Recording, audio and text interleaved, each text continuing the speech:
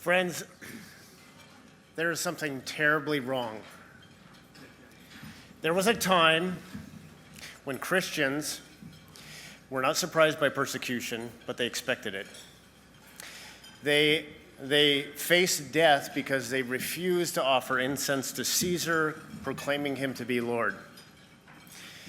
There are those who were burned to the stake rather than to deny their faith. And even in our own country's history, at the dawn of our nation, there were pastors who did not only meddled in the public arena, but then donned the uniform of a soldier and led their men into battle. That time is not now. Instead, a spirit of apathy and fear has built a home in our hearts and in our churches. Now, you may think that's a pretty broad brush to be painting with, isn't it?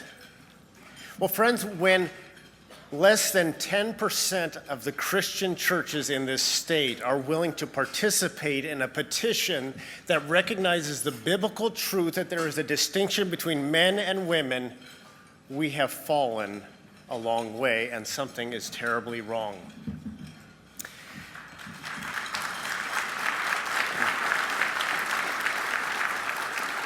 Now, as a pastor, I put the vast majority of the responsibility at the feet of my fellow pastors and clergy members.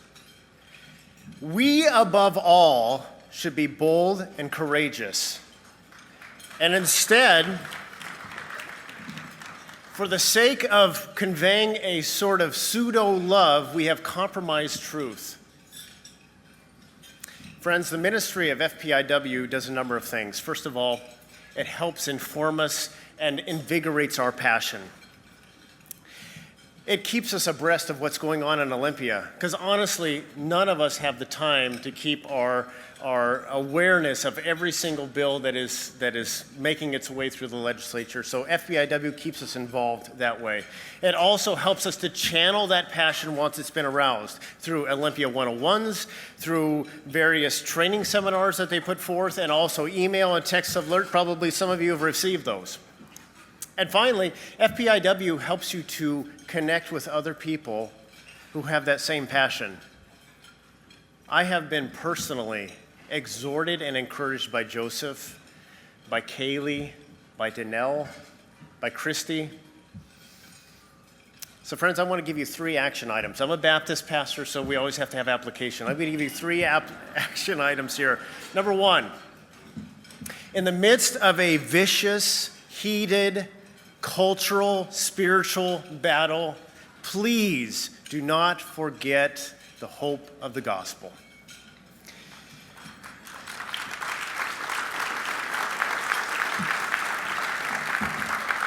God has a tendency to rescue, redeem, and remake people. Some of the most vile people you can imagine. I know because I'm standing here.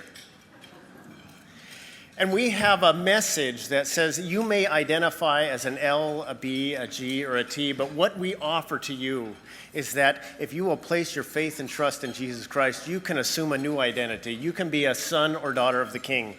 Don't let that message of hope escape your lips. Remind yourself often. Number 2, please go to your pastors and your church leadership and tell them, invite someone from FPIW to come in and share on a Sunday morning. It has to be Sunday morning because that's when people are there. Now, some may think that's an advocation for replacing faith with political activism. Actually, friends, I am suggesting a biblical faith that will lead inexorably to political activism. Because really, politics is nothing more than the application of theological convictions in a societal context, isn't it?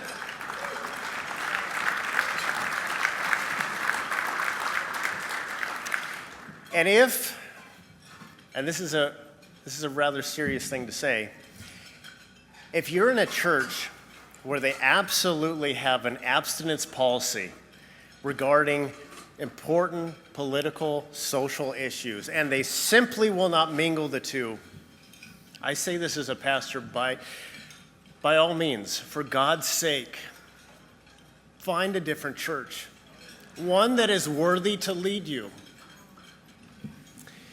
And finally, I want you to take your checkbooks out tonight, and I want you to write a hefty, healthy check to FPIW, because this is a worthy ministry. Talk is cheap. Talk is cheap, and your checkbook speaks loud and clear. Thank you very much.